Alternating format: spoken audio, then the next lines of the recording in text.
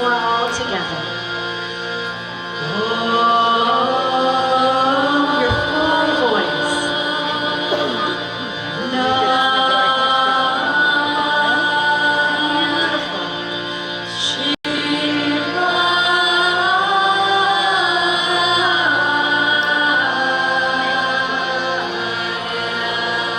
Now just a little bit softer, almost a whisper.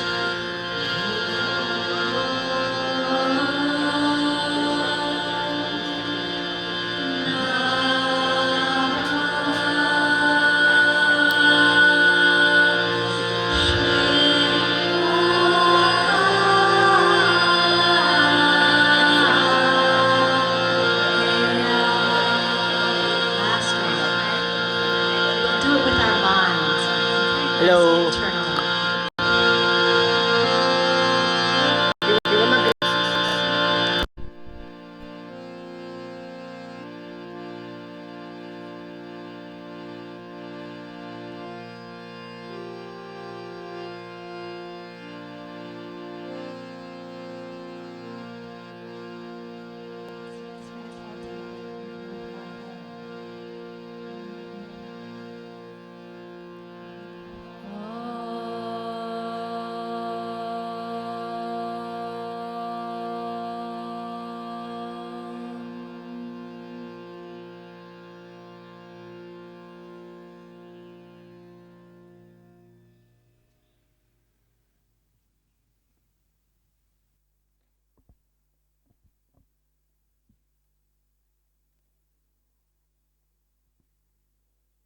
Thank you for the beautiful, beautiful, deep, sacred, intentional music.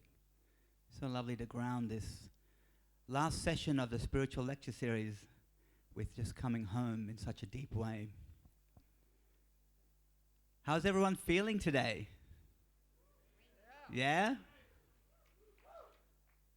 Wow, what an amazing, amazing week it has been for all of us. So much joy, celebration, deep, deep openings. I just want to thank you all. It's been so wonderful to get to know many of you as we've been walking and sharing and spending beautiful week here at the festival. It's definitely been transformational and powerful for me. So I want to thank you all for holding that space for me to go through my transformation and openings here. So we're going to start this morning with a little bit of a just group coherence, group session jamming. So I want you to turn to the person next to you and say hello. Just get to know that person. Where you're from, what's your name? So I want you to share with each other. We're going to take a few minutes here. We're going to share with each other an inspiration that came to you through the festival. Did you have a breakthrough? What was an epiphany? Just a beautiful moment. It could be a few instances, but what really came forward for you that you're now taking home that was just a magical opening for you? So just take a few minutes. We're going to share.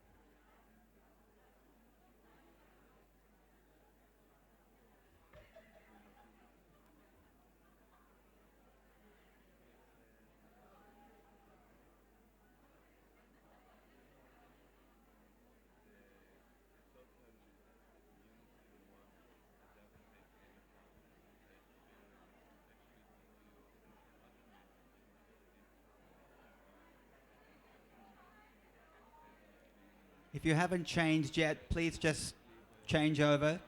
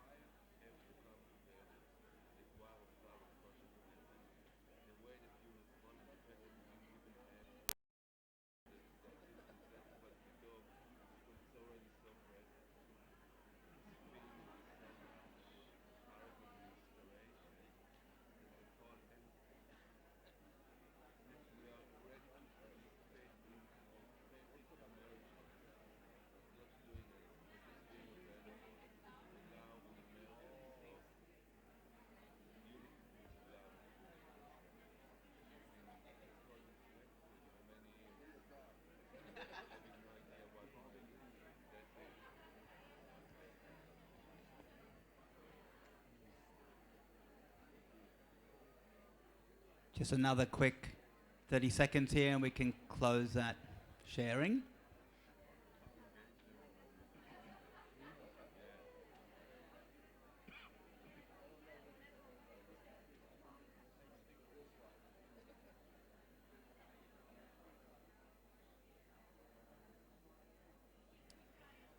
All right. Now coming back. Thank you. That felt really powerful. So nice to share. So we're just going to take it one step further in our last beautiful session here. And we're going to do our 3 ohms. And this time as you're ohming, as we're going through the 3 ohms and you're feeling that resonance, just try and feel yourself expanded and try and feel this connection of this amazing family that we have here and that joy that you've had being here. And that joy, just send that joy and that healing love, that healing energy, that potent healing energy just to the whole world as we're doing our 3 ohms, because this is a very, very powerful, potent energy that we've generated here. And let's, on this last day, in this last session, send that out with full intention. So we're just going to take a deep breath and let it all out. Let it all out. Oh, that was good. I have some more inside I want to let go of. One more time. And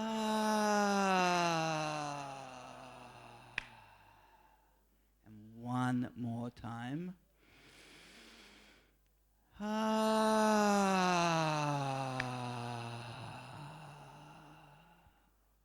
yeah. Now this time we'll do our first deep breath.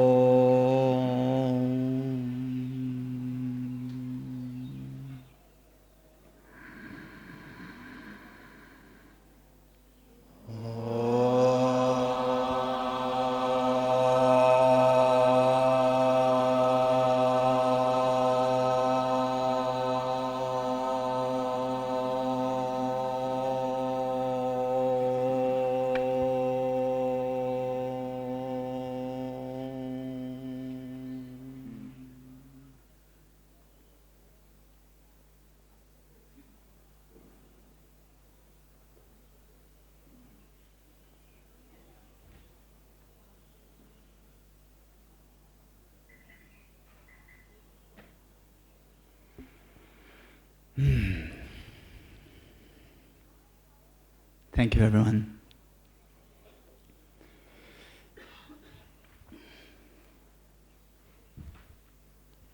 So, I'm just going to introduce the panel very, very quickly. And today, we're going to have a special, special treat. We're going to have an opening sharing from Reverend Michael. Everybody knows Reverend, I think by now, spiritual director of the Agape Church, a true visionary on our planet at this time. Very, very incredible work. Author, motivational speaker, travels the world. Then we have Sadhvi Bhagawati Saraswati. She is the reason we're all here. Give her a big round of applause on this last day. Spiritual director of the Yoga Festival, brought us all together, incredible champion for human rights, travels the world tirelessly in full devotion. Bharat Mitra, everyone, big round of applause. Another great visionary of our time, bringing spirit into the physical plane through business. Also the co-founder of Organic India, co-founder of Uplift. Please, big round of applause. And everyone knows Uncle Bruce.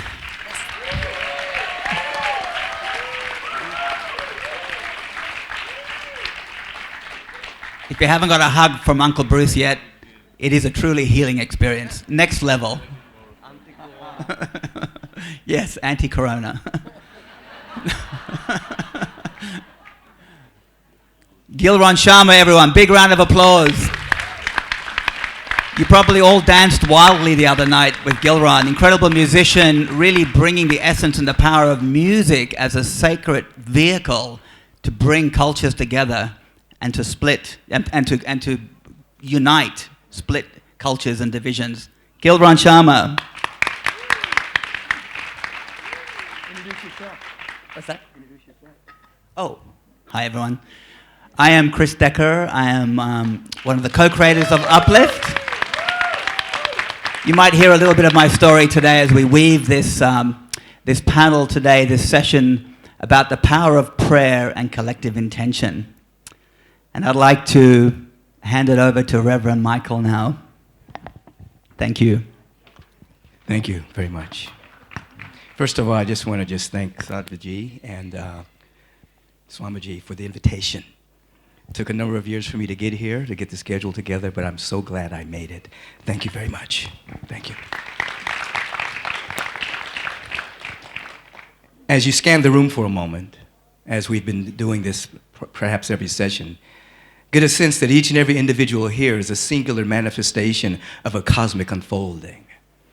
A singular manifestation of a cosmic unfolding that gets to reflect and to reveal the infinite in a way that has never ever happened before. So beyond your history, there's a mystery of which you can't even see right now, but of which you are here participating in and making yourself so available to that ultimately it shocks and surprises you as to what you are here to deliver on the planet. We're talking this morning about collective consciousness. We're talking about infusing the field of the collective awareness with the spiritual ideation that's been moving through the speakers, moving through the yoga sessions, moving through the RT, moving through everything we've been participating in. And as I was looking at the monkeys playing, and sometimes not playing, I remembered the anecdotal story about the 100th monkey. Everyone has heard that story, right? Okay, some people are saying no, but you probably have heard it and forgot about it. But everyone has heard that particular story of the macaque monkeys on the Japanese island that would eat their yams, pull it out of the sand and eat their yams, and then one day a monkey spontaneously washed the yam. And over a period of time, other monkeys joined in, other monkeys joined in, other monkeys joined in, and then spontaneously, monkeys on another island not connected to the first island began to spontaneously wash their yams. It was a spontaneous leap in the morphogenic field that had built up such a dynamic that it jumped and became a part of the species. So as we look at that as an anecdotal situation, we are aware, first of all, I guess it needs to be noted that first monkey was a female. That first monkey was young. And what it brings to us, first of all, there is a morphogenic field, and there is a contagion of ideas that spring into the collective consciousness. We're experiencing a degree of that now with the fear of the coronavirus. In a negative context, people are experiencing fear, doubt, and worry about a flu symptom and going to extraordinary measures because of that contagion that has moved into the field of consciousness, hoarding toilet paper and doing all manner of things because of what has moved into the field. But we are here to do something differently. We are here to grab an insight and a revelation and integrate that insight, stabilize those insights in such a way that as we come together, we are infusing the field with possibility that has never ever happened before. Now, when this spontaneous emergence happened with this monkey, it brings to us the awareness that all of us are not here to save the world. People often say, can these teachings, can these spiritual practices save the world? And I often say, no, we're not here to save the world. We are here to serve an emerging paradigm. We don't want to save the world as it is. We don't want to save that paradigm. We don't want to save a world that is full of fear, doubt, and worry, consumerism, and materialism. We don't want to save the world that's building walls instead of building walls instead of bridges. We don't want to save that particular world at all. We are here to open ourselves up to be available to that which is emerging in this instant with the awareness that if it is a real revelation, it shocks and surprises us. It is not something that we know about already. It is something that is emerging from the field of becoming consciously aware that we are singular manifestations of a cosmic destiny, and we know whatever it is that we think we know, it is infinitesimally small compared to what we don't know that's trying to emerge right here and right now. So with that monkey, there was a spontaneous emergence of something that was not preordained, was not planned, was not thought about. It just emerged. Now, often we talk about the 100th monkey phenomena, but we don't talk about the first monkey. You all are first monkeys. Most of you are female. Most of you are coming from your heart, not your head. Most of you are available to a felt sense of what's trying to emerge, and you're leaning into it. It's interesting to know that the monkeys that did not follow suit represent men over 60 who are still trying to do the same thing the same way and get different results. And so you are the first monkeys, so to speak. They're infusing the collective field with such dynamic awareness of that which is so that it changes so many things as you're sitting here, right now. Now, what are the characteristics of a first monkey? What are the characteristics of us? We carry the frequency of what is called conscious naivete. Conscious naivete. That is, we're naive enough to think that we can actually be a portal and an availability, an opening for something that is beyond our imagination. That takes courage. It does not take courage to resign oneself to the status quo. It doesn't take courage to resign oneself to business as usual. It doesn't take courage to go along with the ways things have always been done, to hunker down, to take care of ourselves and our families and our kin and hope things get better. That takes no courage whatsoever. That's resignation. It takes a level of courage to begin to come into a conscious naivete, a romantic vision about what's possible, surrender to that so that something beyond what we know now can emerge and begin to compel us into right action like we have never ever experienced before.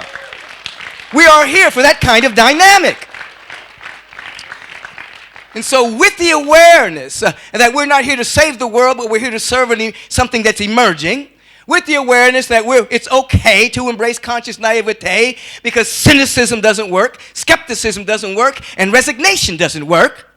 We're opening ourselves up. As a matter of fact, just take a breath right here and release. So we're making ourselves available to be humble enough to, even when we don't know, to ask for help. That's a dynamic strength. It brings to me a memory of something I went through a couple of years ago. I was in Costa Rica, and I'd gotten caught in a riptide out in the ocean. There was nobody on the beach but my daughter, and she looked like a little dot on the sand, and she became aware that I was in trouble out in the ocean. And so as I was trying to swim in, it was very difficult to get in. If you've ever been caught in a riptide, you know what that feels like. And it was like a double riptide going in simultaneously both directions.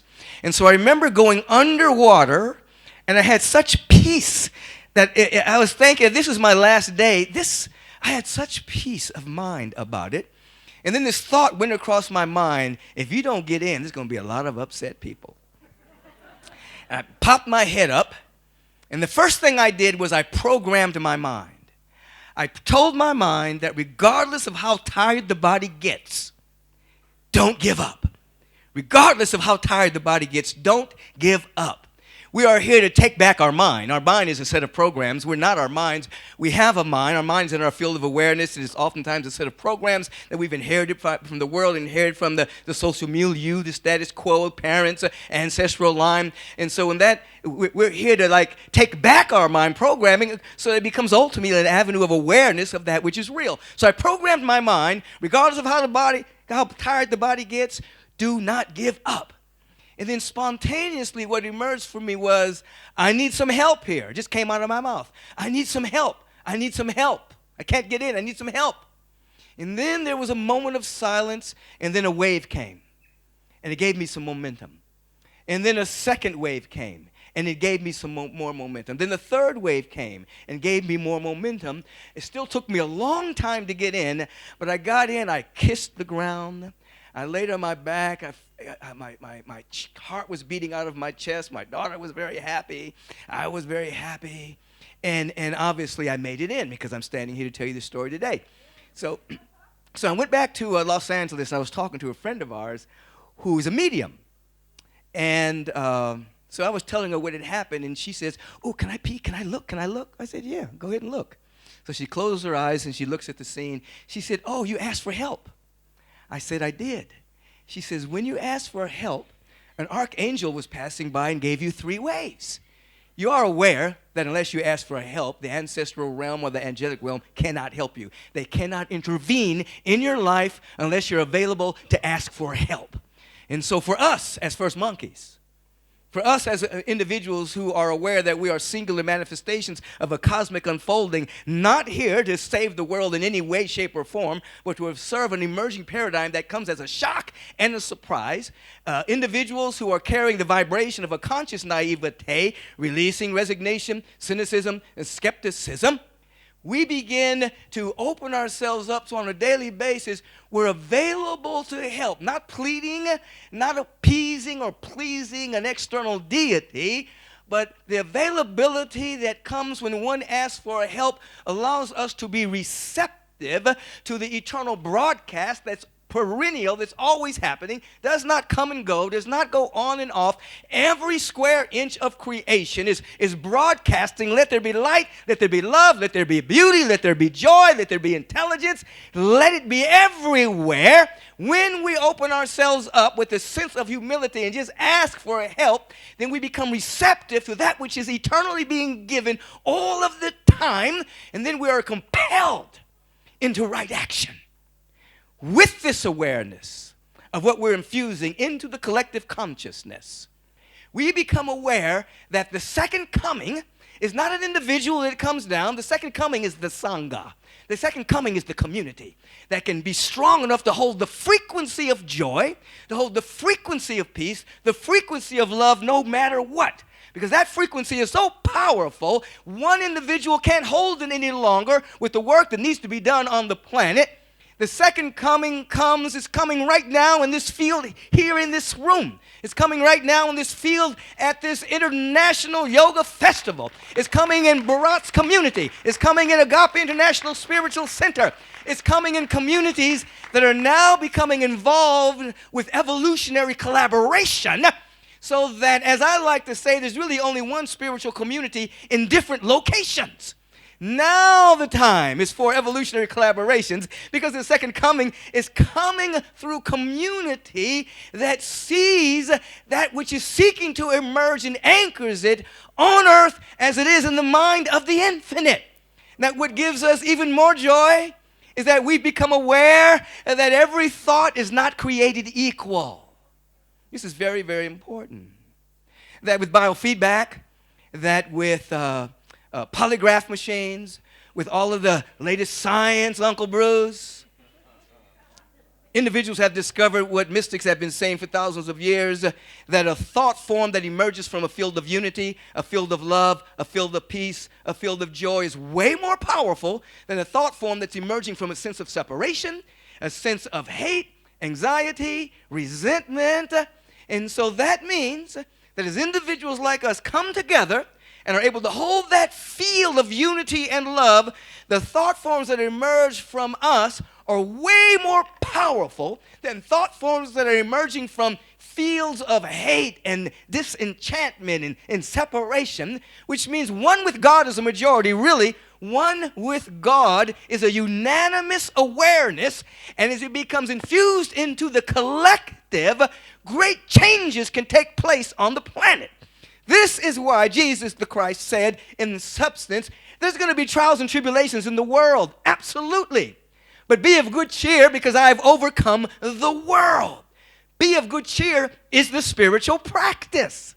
It wasn't just a throwaway statement.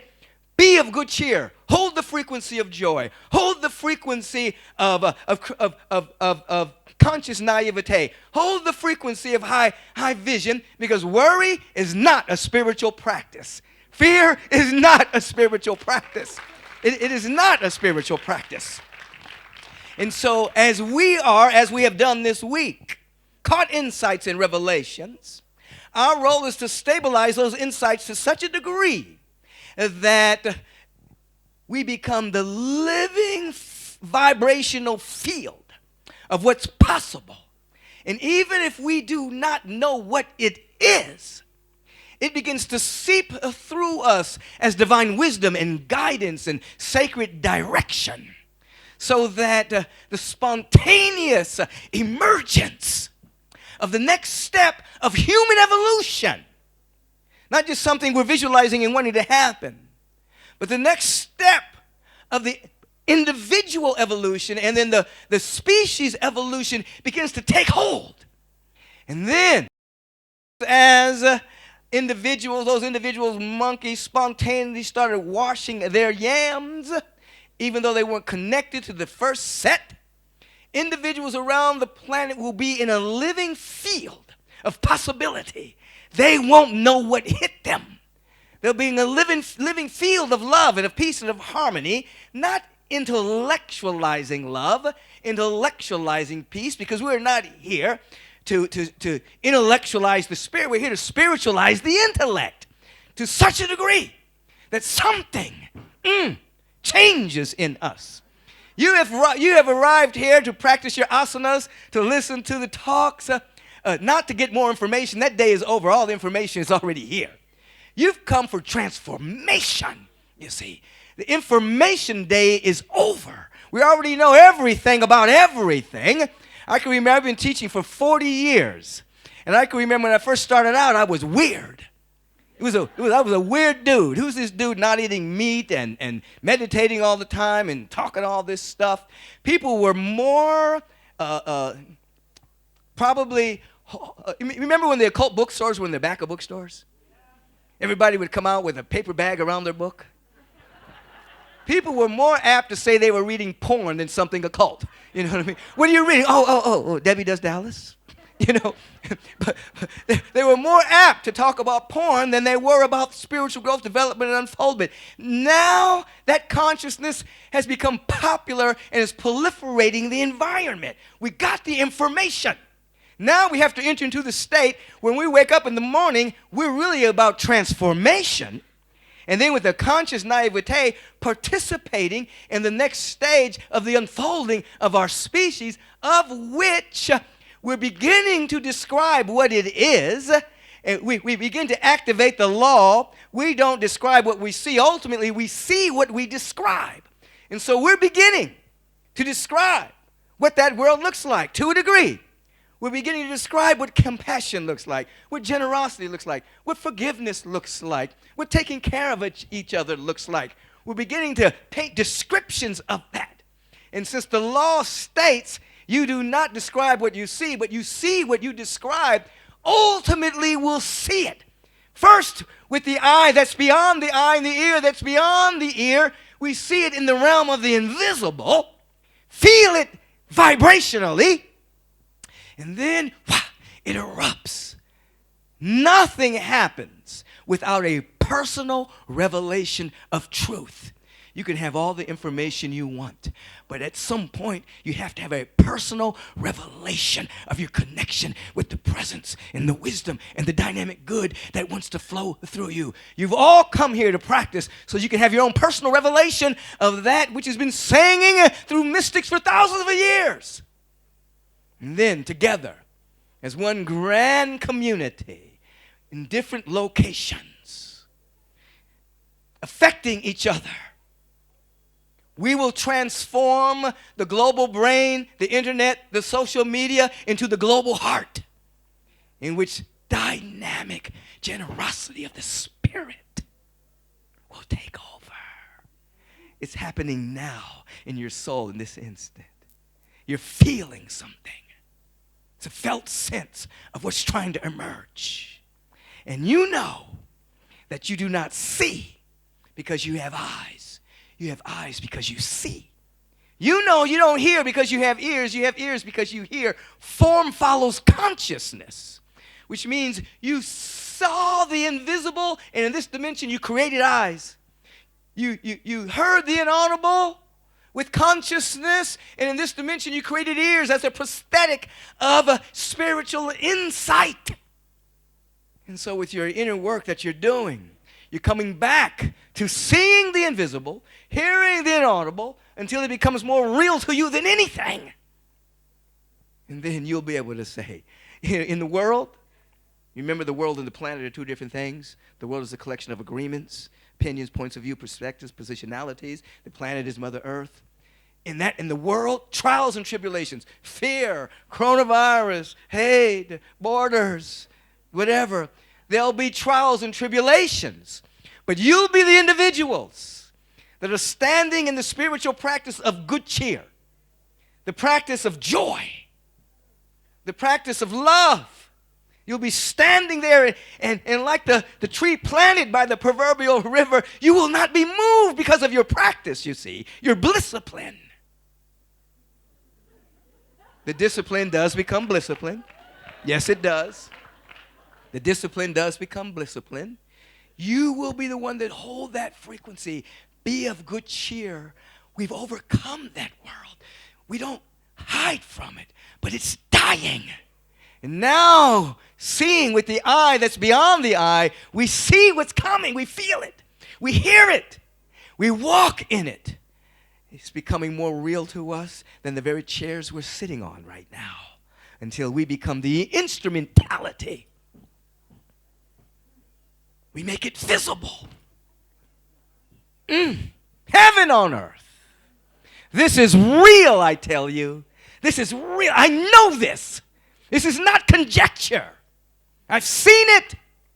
And we here today, with this sweet invitation, are here to move from, as I mentioned earlier in the week, information that informs to the information that transforms to spiritual practice, availability, surrender, not seeking to appease or please an external God, but seeking to come into alignment,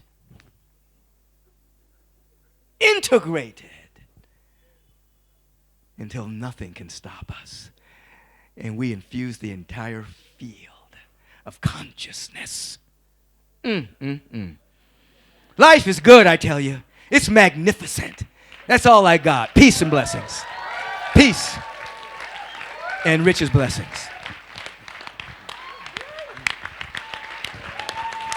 Big round of applause for Reverend Michael. God bless you for showing up.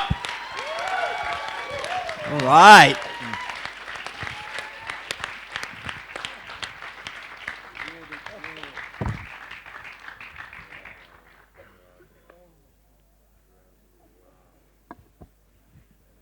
So we'll start our panel sharing.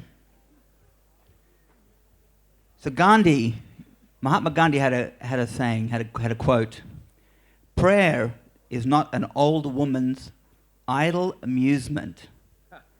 properly understood and applied, it is the most potent instrument of action. I'm going to say that one more time so we can all really feel that one. Prayer is not an old woman's idle amusement. Properly understood and applied, it is the most potent instrument of action. So I'd like to ask our panel, how can prayer be an instrument of action?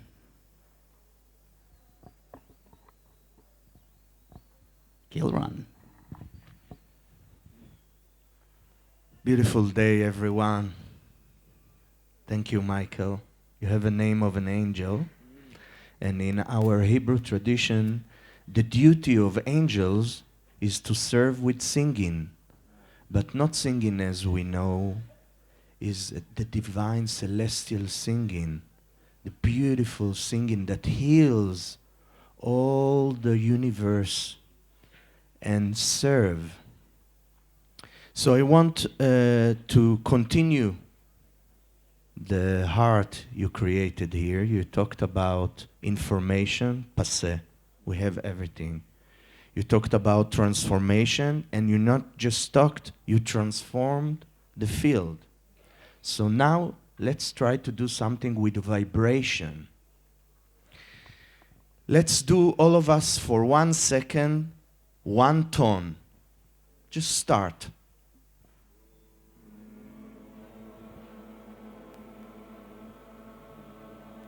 Enough. You understood what happened here? It's not occasionally. Do it again. You don't need to be musician to hear that all of you on one tone. Correct. If we had here a measure, you all would be on C sharp. How come? When we musicians meet, it takes us 20 minutes to tune. No one here did, and the other, and it didn't take us 20 minutes. We are tuned. We are one kind, one heart. We are already one from the day we born. We are human family. And that's a physical, vibrational proof. When we want to express our deepest emotion, we do it with sound, and we are all one. So we just need to connect. And we just need to take this simple message all over the world. At Uplift, at our movement, at our family, we behave like I have my band, but then when it goes out of music and it's entering to play on the soul, on the body, on the mental, on the spirit, we created a huge band, just like we did now, one tone, tuned. We created a tool that every third weekend we're going to connect people from all over the world and wave and vibe in one tune. Every third weekend, Uplift Connect, we're going to create days of unity. And it will be just one opportunity among many to create a universal tone and universal family. And from what I heard on those panels, this is the cure for all the fear and the loneliness that now is scattered around. To feel that I'm part of something bigger than me. We are part of something, and it's very big.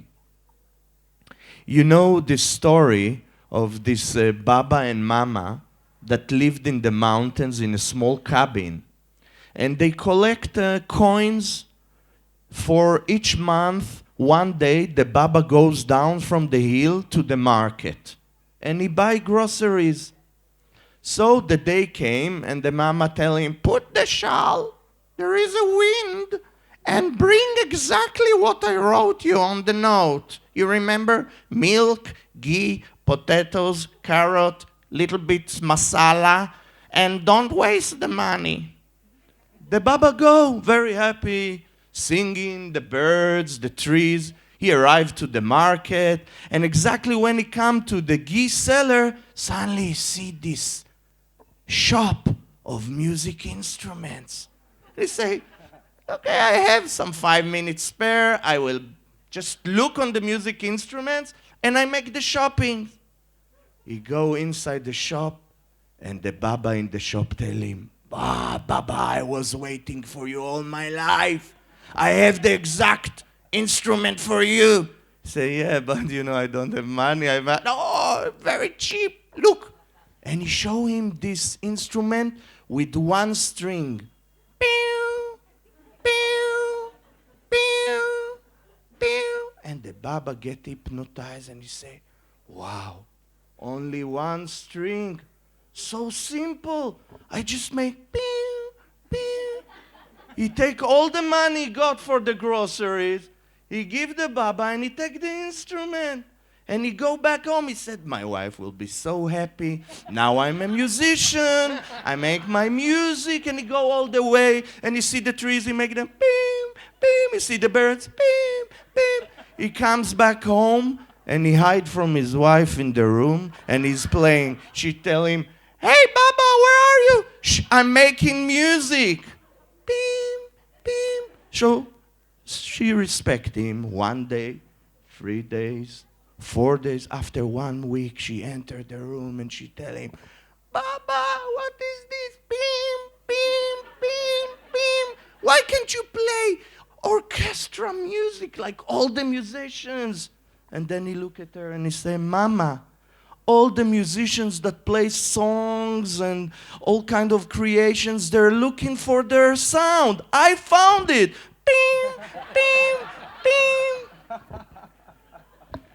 I wish us all to realize we found our sound. We are human beings. We are loving. We're creating, each one of us, unique vibration. Let's unite.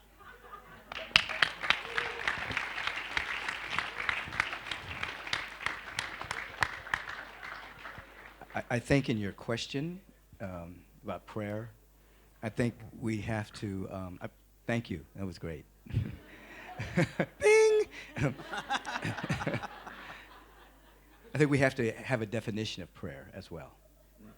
So I think that we've matured beyond begging and beseeching, that prayer is actually fundamentally doing what we need to do to have a realization of what's already so. So when we talk about love, peace, joy, abundance, whatever, that already exists cosmically in the quantum field. And so prayer is a way by which we come into alignment with that which is. So the moment we come into alignment with that which is, we're literally compelled to take action because we have a body. We have a human incarnation. We didn't come to just sit here and go into expanded states of consciousness. We came to bring expanded states of consciousness to this realm. So prayer is a way by which we come in a coherence with that. We have a realization of it. It becomes more real to us. And then the next step is we act. We act according to our uniqueness, to our particular pattern. Everyone is not going to do the same thing, but everyone's going to do something when you have a realization. So I think we're letting go of the idea that I like to say we're not trying to appease God or please God. God and the presence of God cannot be influenced by us. Thank God that God can't be influenced, because the presence of God is the same yesterday, today, and forever. We can be influenced by God through prayer and then be a conduit of these sacred qualities according to our uniqueness. And so as we mature into that kind of awareness, prayer becomes very therapeutic, very inspirational, wisdom and guidance flows, and then right action flows from it as well. Yeah.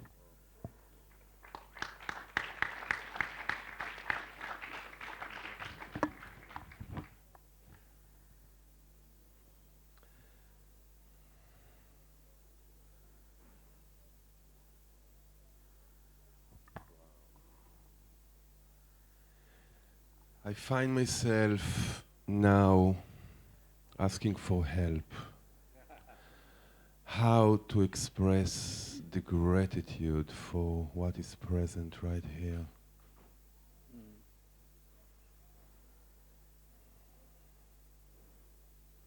How intoxicating. How liberating.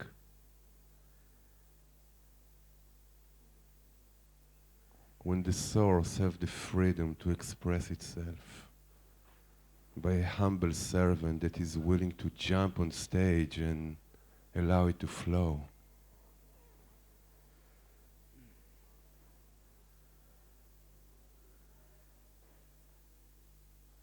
How critical it is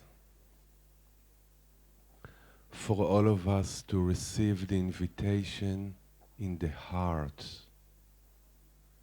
not as an event that happened in time. As we walk out of here, oh, it was such an amazing panel. What's present here is present here always. The beautiful, authentic, heartfelt invitation is for each and every one of us to recognize we are it. We have different roles. Not everyone will have the role of standing on stage. But those are the external roles. The essence of each and every one of us is God's presence.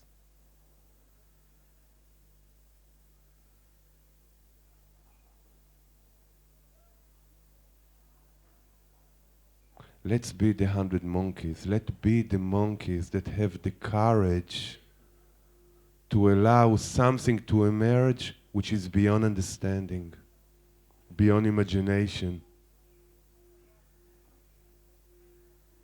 Let's be present with the divine invitation to embrace the unreasonable joy of just being available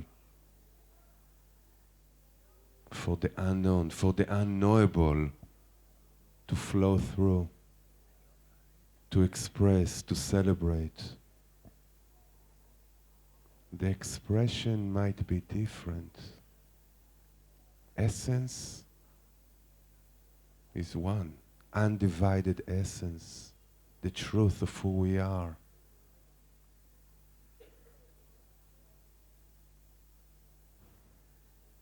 Let's be present with receiving this divine invitation delivered with truth and authenticity and courage.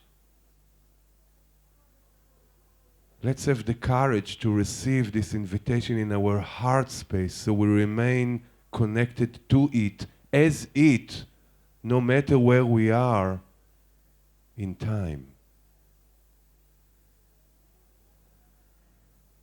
Or just sitting here wishing, I just wish it will never end. And you know what? It doesn't. It actually doesn't. Let's stay true to that.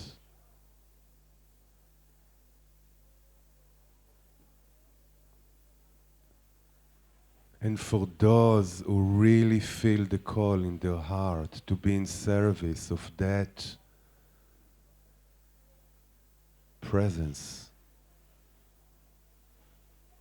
Later on in the afternoon, there is another panel where we're going to dive deeper into Global Days of Unity, into uplift.love, into ways that we can remain pragmatically connected so we can hold together this spiritual naivete, was it?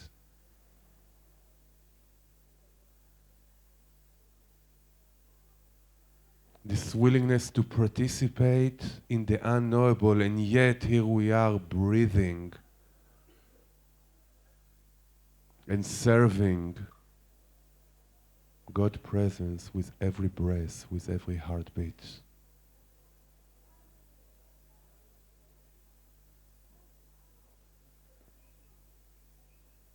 Hari Om, Hari Om, Hari Om, Hari Om, Hari Om, Hari Om, Hari Om.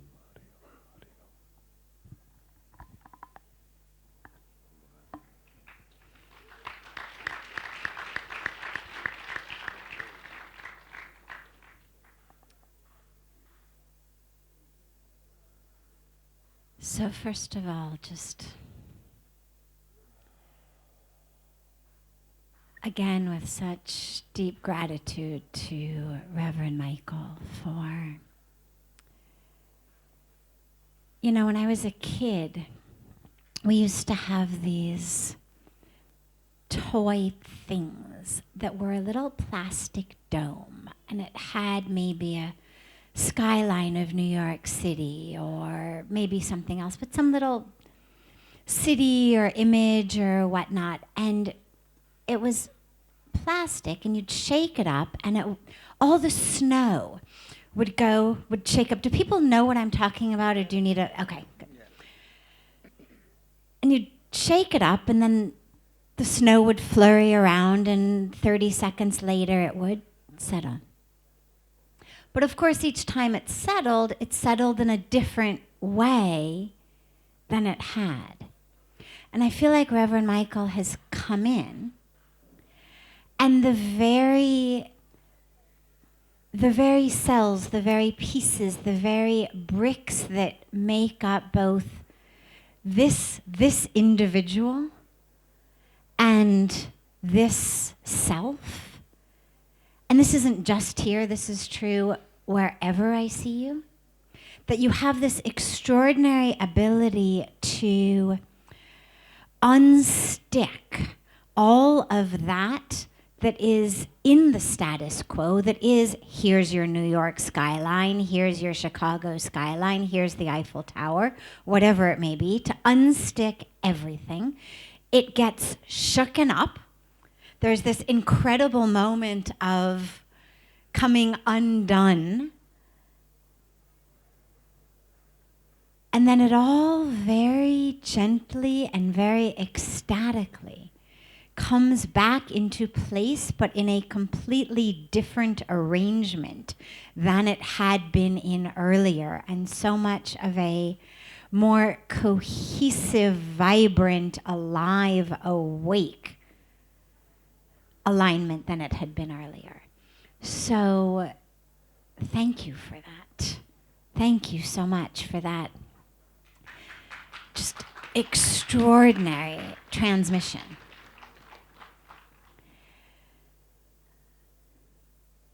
When Chris asked about prayer into action,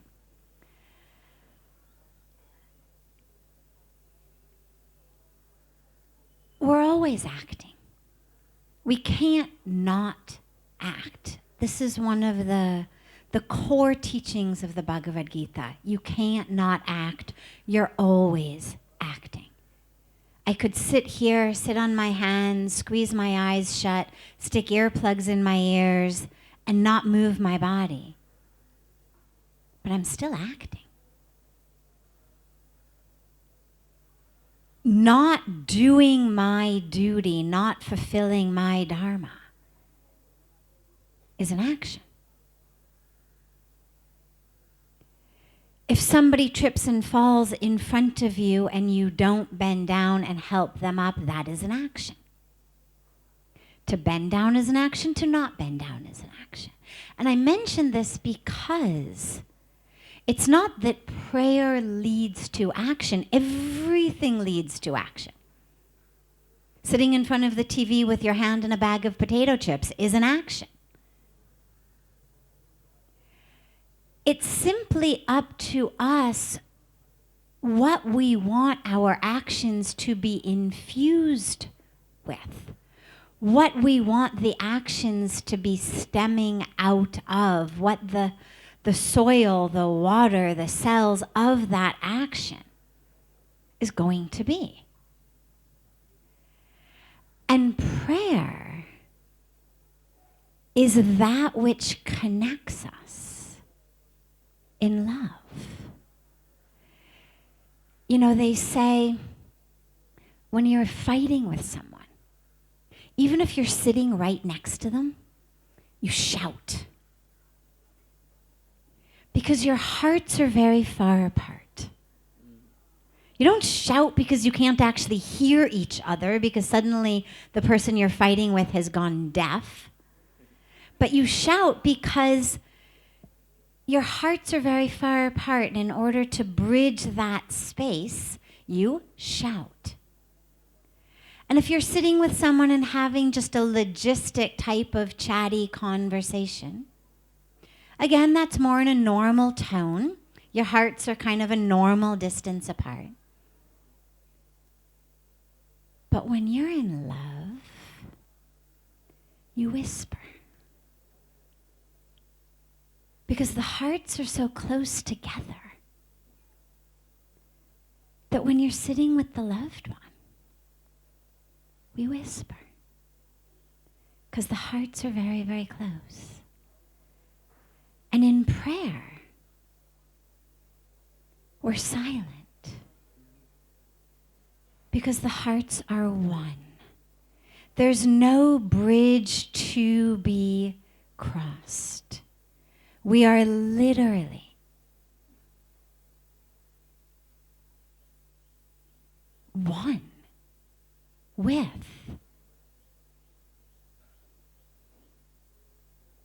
that to whom which we are praying, to whom we are praying. It's one.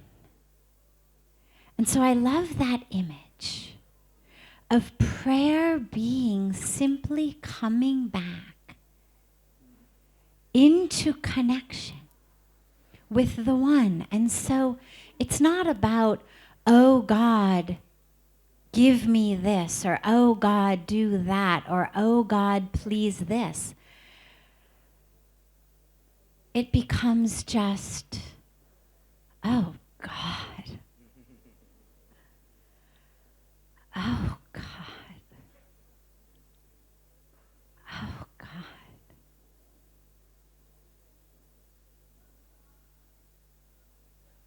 And that prayer then becomes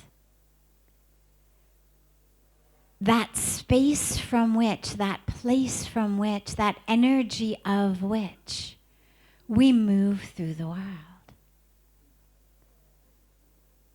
So it's not praying for.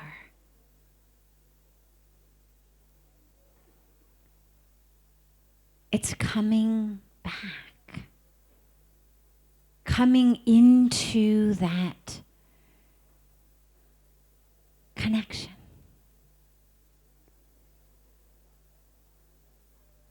And that becomes then who we are as we move through the world. And as Reverend Michael spoke so beautifully about us being the answer, I wanted just to share two very, very beautiful teachings that when taken together excite me so much. And again, they're both also teachings from the Bhagavad Gita. And in one, Lord Krishna says, whenever there is darkness in the world, whenever adharma, unrighteousness, is winning out over righteousness, whenever darkness is winning out over light, I incarnate in form on this earth to restore light to the darkness, to restore dharma to the adharma, to restore righteousness to the non-righteousness. So that's teaching one. Teaching two that he also says is, I exist, I live, I am in the hearts of all, in every one of you, in any form and every form. And when you take those two teachings together, there it is.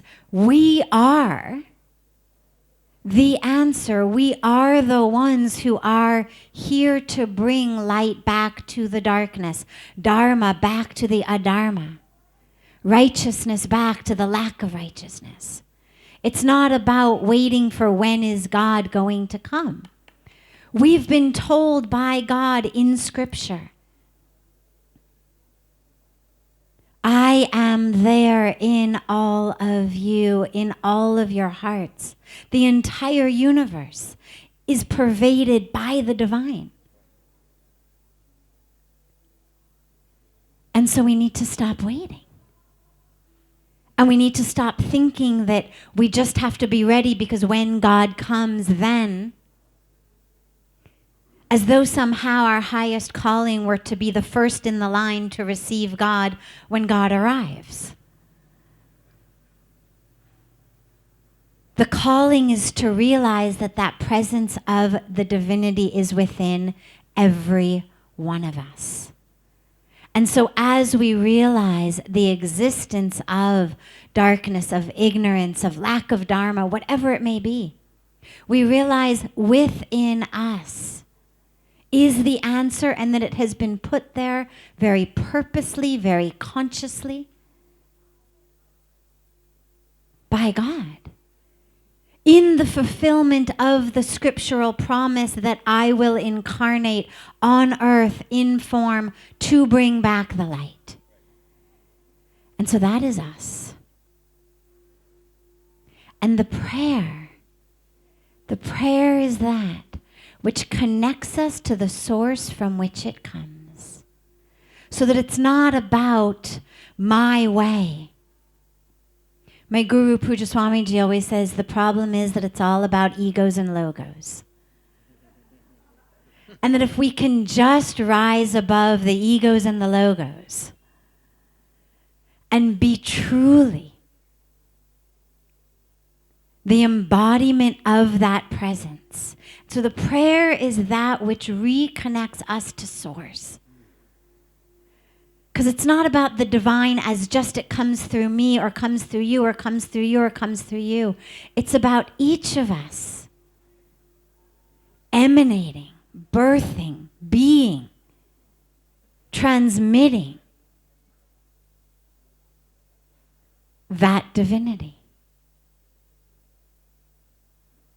And it's that the prayer reconnects us with, so that we don't end up getting lost in my way, my ego, my logo, my name, my this, my, which blocks us from the light.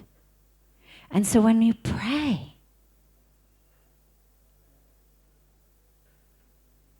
connect. Just connect. Realize you don't have to ask. I'll end with a very, very quick story that I love about this, which is a king who was a very good king and did lots of wonderful things for his kingdom. And one day this holy man comes to the kingdom, and the king is walking him around, showing him, this is where I build the hospitals for the sick, and this is where I build the schools for the children and the homes for the homeless. The holy man is... They walk by a river. The holy man picks up a rock and he hands it to the king and he says, tell your guys to break this rock. The king is like, what? Break the rock? But the holy man has told him to, so okay, he tells his soldiers, break the rock. And they do, and inside the rock there is this exquisite, nutrient-rich pool of water and a little frog living inside of it, very happily. And the holy man holds it out to the king and he says, did you provide this for the frog as well? And the king realizes.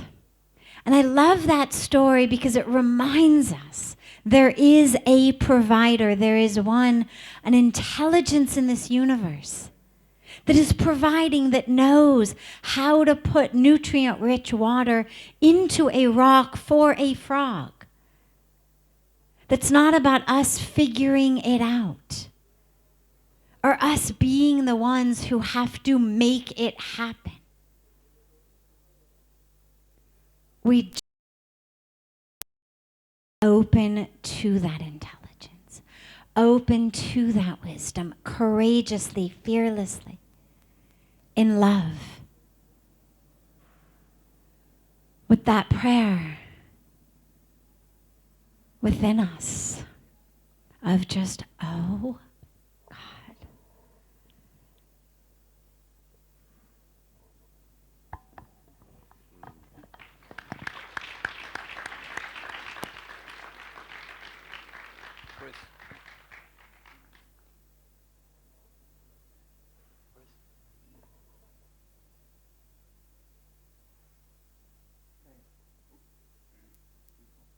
Yeah, Bruce. Bruce,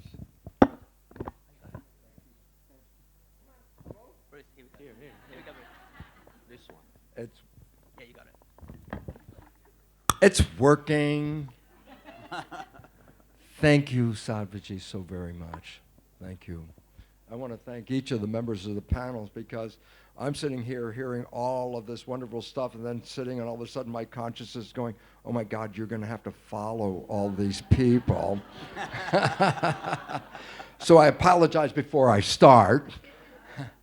Many of you have heard me say before about quantum physics. Quantum physics is the most valid science on this planet. There's no science that's been tested more or approved or appreciated more in the sense of being truth. Quantum physics is truth. And what I'm going to say now is not a suggestion. What I'm saying now is a principle of science. And that principle is consciousness is creating your life experience. And I say that because our consciousness is fleeting here and there and all over the place, but not recognizing as you're using your consciousness, you are creating the world in which you're living. In a biomedical sense, we're very familiar with it because in biology, we talk about the concept of the placebo effect.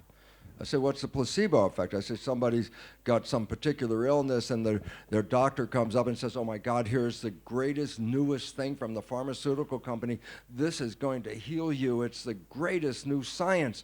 And you take the pill, you get better, but then only find out at the end that the pill was a sugar pill. And the placebo effect is actually an expression of what? How positive thinking create health and harmony within your body. Now, when we talk about the placebo effect, most people never go to the next step and say, what is the consequence of negative thinking? And science has a name for it. It's called the nocebo effect. And the nocebo effect, listen to the principle of this, is that your belief or your consciousness can create any disease on this planet in your body. Your consciousness can actually cause you to die if you believe you're going to die. So all of a sudden we're talking about consciousness, but in this moment I've been talking about consciousness coming in to the body, affecting the 50 trillion cells of your community.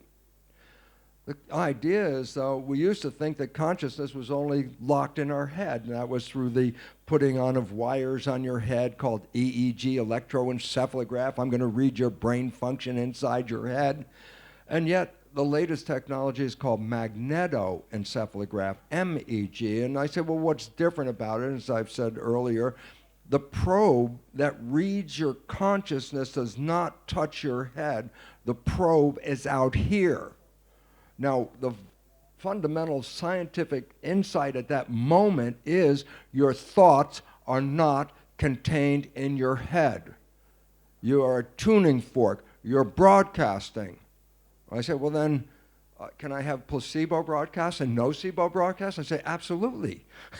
When we think of all the positive things and stuff that we really like and wish for in our life, these thoughts go out and we can manifest these thoughts.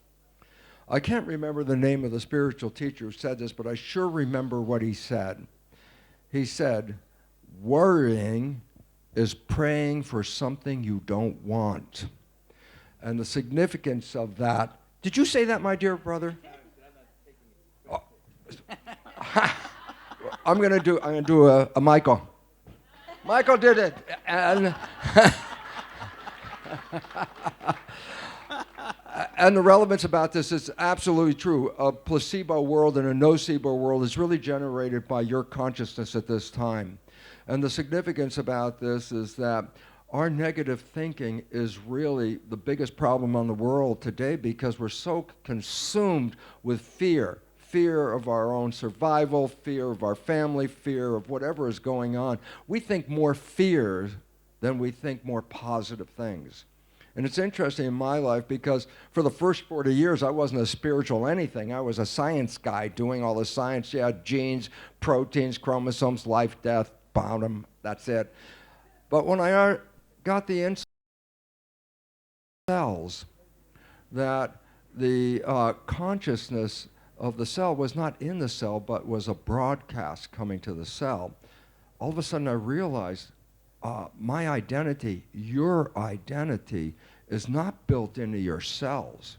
Your identity that makes you different, I say, how do I know each one of you is different from a biological point of view? Very simple. You take a cells or organ out of your body, put it into somebody else's body, and you know what their body's going to do? Their immune system will say, not self, and eliminate it. Well, what's the point?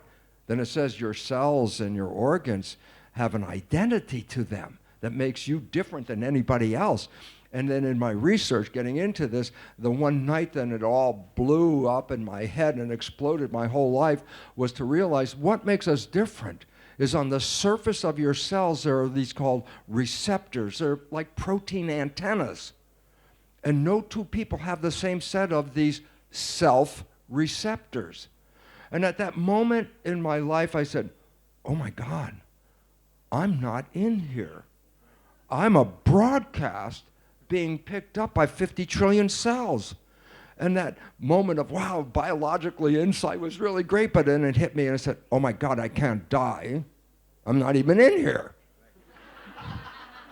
The simple analogy is this body is a television set and it's playing the Bruce Show right now.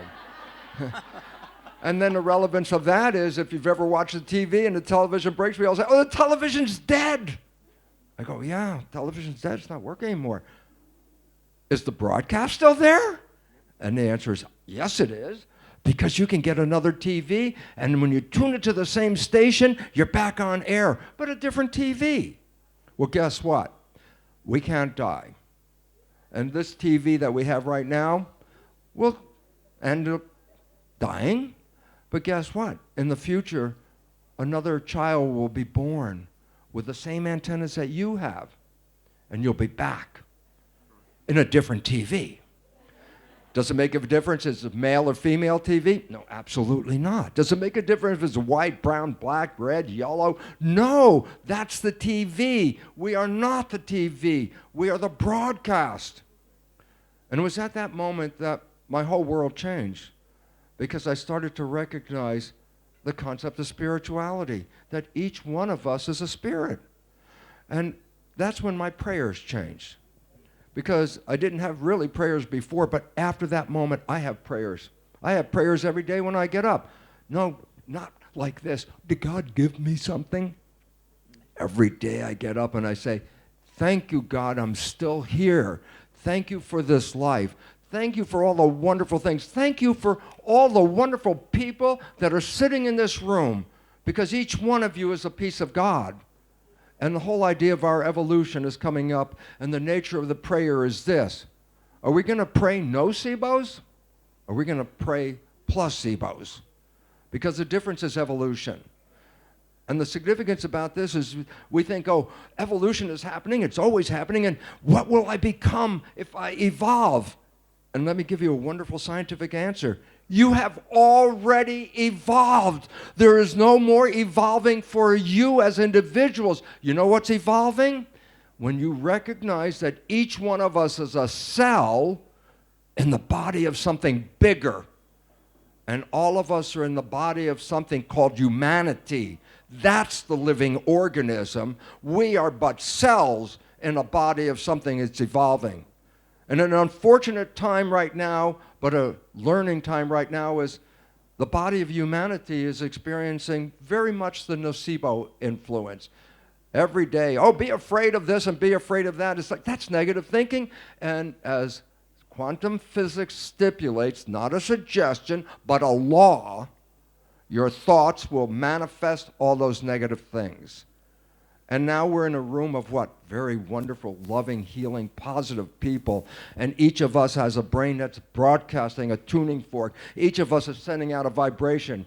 And as my dear brother Gil right here showed us in the beginning, once we opened our mouths, we were all in tune. And once we open our minds, we are all in tune. And that evolution will bring 8 billion cells on this planet into the harmony of one humanity.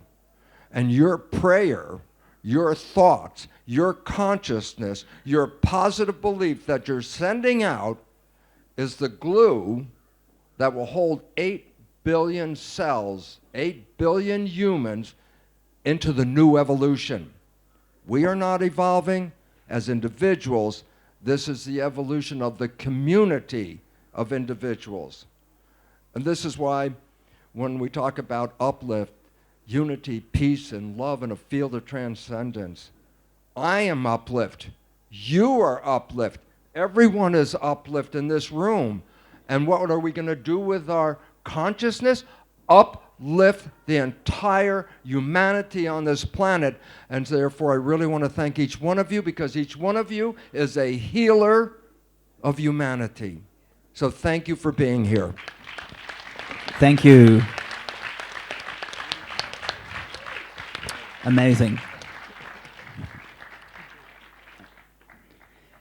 I love what Reverend Michael said, this term, evolutionary collaboration. That is such an awesome, wow, what an awesome phrase. And it just reminded me of this saying that we all know. It takes a village to raise a child. Everyone's familiar with that one, right? It takes a village to open our heart. This power of community coming together in unity. This is so potent. It's just amazing what's being shared today. So I'm going to move on to the next question. So how can we use this ancient technology of prayer? It is really an ancient technology. It's been all the way since time immemorial. As humans have been gathering, we've had this moments of prayer, coming together in unity and focusing our intention. So the world is completely disconnected now. We're split. And prayer is, often seen as just for the religious sects. And so how can we use this ancient technology? I'd like to ask the panel, practically, how can we use it now to help us break through this critical time on the planet? Are there any practical steps that you can share? I really love the idea, Sadhviji, that you raised about, and we experience it in the moment, there is no gap between real divine and us, which is in a way cancel the old concept of prayer, because if you pray to something exterior, you lost the point. We are God. And it reminds me, when I was 25, I had the chance to meet the oldest Kabbalistic rabbi that passed already away from the world. And a friend of mine said, okay, you have a minute, you can go, he will pray on you. And I sat near him, the Rabbi Kaduri, and he was silent. He didn't do nothing. And I was young and really, I really waited to hear the melody, the words that he will pray on me and I will be saved. And then he said, next. And I said, I was rude enough to say, Rabbi, put your hand on my head and give the prayer. And he stopped the people in the door and he looked at me and he said, Ata kaze matok, you are so sweet. And I said to myself, this is the prayer? What is going on here? And then he said something interesting. He said, when I was young in Morocco and I learned the prayer, we learned first the holy place. Where is the holy place you get inspired, you go to? And then you learn from your teacher the text. Then you learn the special, unique melody. You put the text in. So you have the space, you have the text, you have the melody, and then you have the intention. Now, my boy, I'm old. I forgot where is the place. They take me from a place to a place in a car, and I don't really remember all the texts. And even the melody, sometimes just at night when I'm alone, she comes. But the intention I have, and the intention need no space and no time. You got it, go. So that was his prayer. Pure intention. There is no gap between us and the source of salvation. We carry it.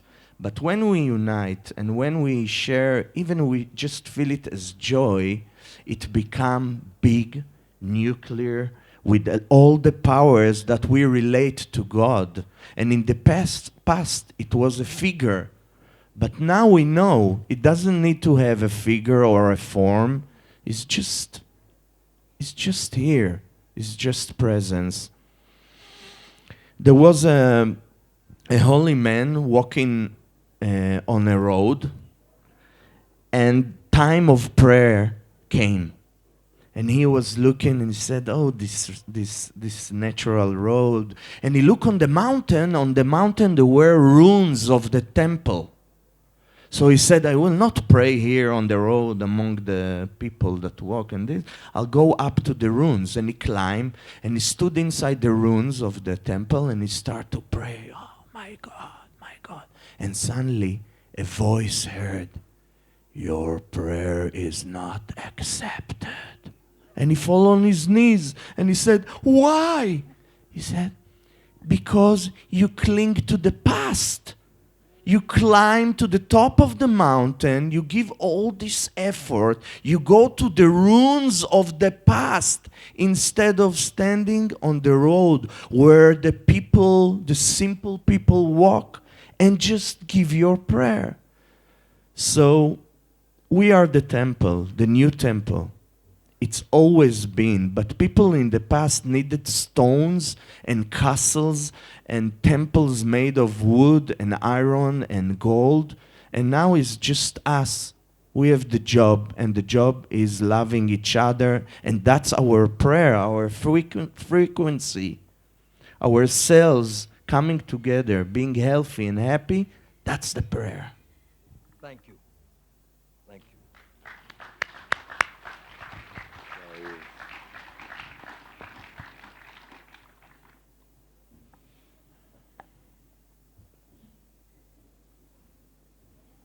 I got the mic.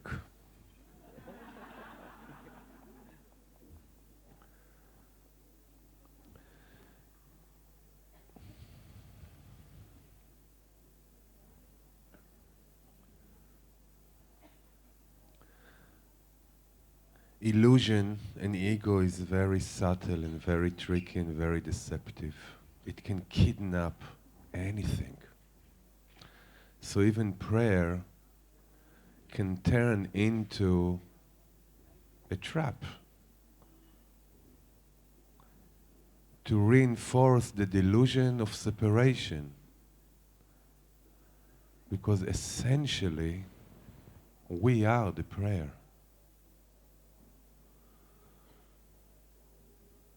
The prayer that is a spontaneous expression of God itself when we recognize the truth of who we are, where there is no one left to pray for anything, not even for world peace, not even for saving the world.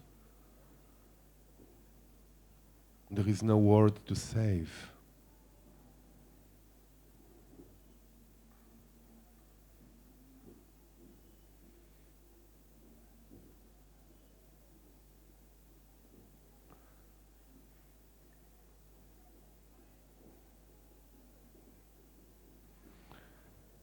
This is a prayer. Not in time,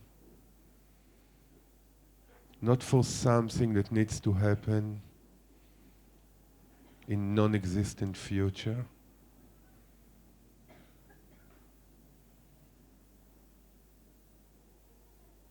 now, right now,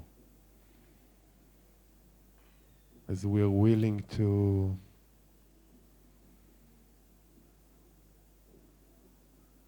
be present in a deeper reality than personalities and bodies and minds. Prayer is the only reality of the hearts.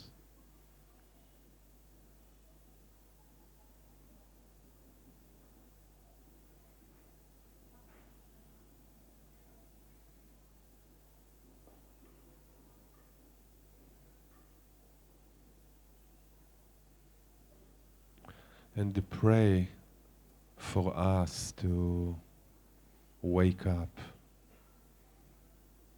to come together in a way that we never came together before, not to unite, but to reveal the unity which already is.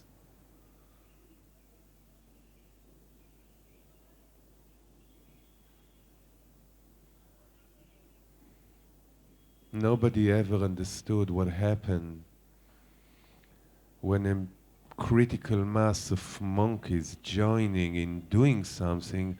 How does it happen that in another island far away, some monkey picks it up? Nobody understands how it happened, but it does. So the most powerful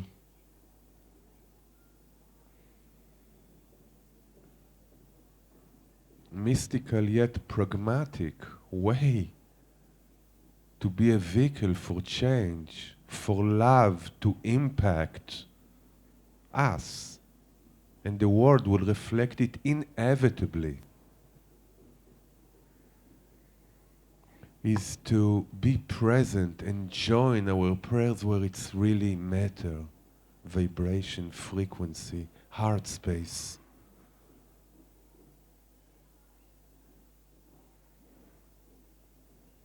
We don't need to march, we don't need to fight, we don't need to blame. It's only us, including everyone. I'm as much with my beloved brother Michael as I am with Trump. Just the nature of unity. There is no one to blame, there is nothing to blame for.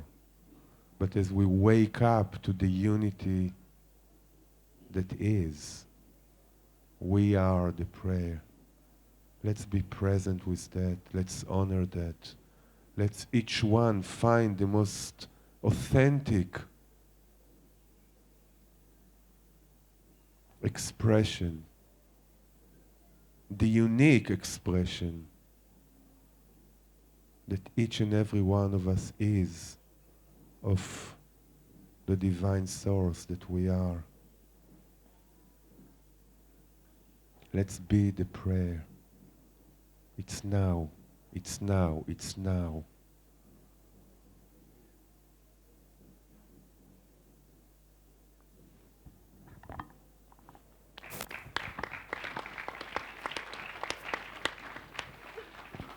Listening to you speak, and everyone, I'm reminding of a quote by Dr.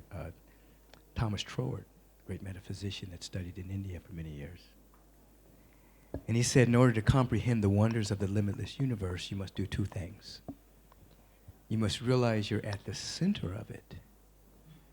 At the same time, withdraw all thinking that you can contribute to its efficiency. They were all at the center, but we can do nothing to contribute to the efficiency of what's going on. What we can do is not make anything happen, but we can make something welcome, something that's already happening. So this is what prayer does. It makes what's happening cosmically, universally, welcome to flow through us. We're here to localize a cosmic celebration, each and every one of us.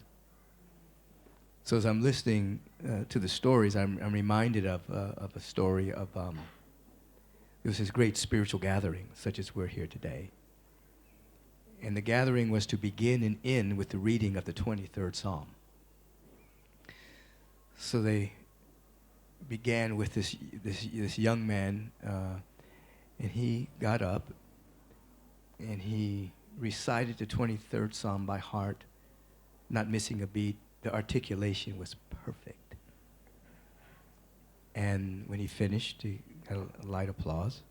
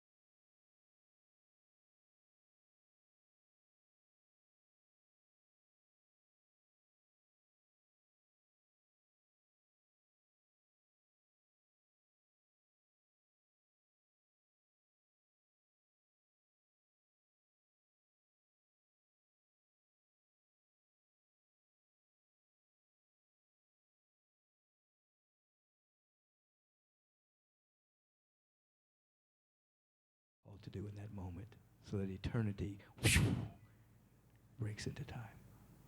Yeah. Yeah.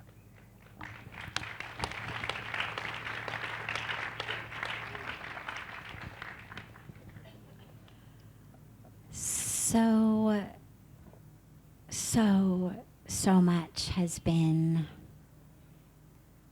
infused. It feels very full. I have only one other piece to share, which is a story I was thinking about, as Reverend Michael mentioned, about a spiritual community coming together. And it's a story of villagers who came together in a prayer for rain, because they had not seen rain in many, many years, and there was a drought, and the fields were dry, and people were hungry, suffering. So they all came together for a prayer for rain. The village comes together, and a young boy is there in the gathering, and the young boy has an umbrella. And some of the elders of the community say to him, "You stupid boy. Can't you see it's bright sun? Don't you know it hasn't rained in years? What are you doing wandering around with this umbrella? You'll leave it somewhere. You'll lose it. It'll be a waste." And the little boy looked up at the elder and he said, "But I thought we were gathering for a prayer for rain. So I came prepared." And I love that story because our prayer is the awareness that it already is. That yes, we have to pray. It's not about complacency. It's not about laziness. It's not about saying, "Oh, well, somebody's already done it." Yes, we have to come together. Yes, we pray. Yes, we connect. And yes, it already is. And so as we hear, as the different reflections of that one incarnated, informed divine presence, as we are here as the individual cells of this beautiful one humanity, as Bruce spoke about, as we pray individually and collectively and we realize it already is,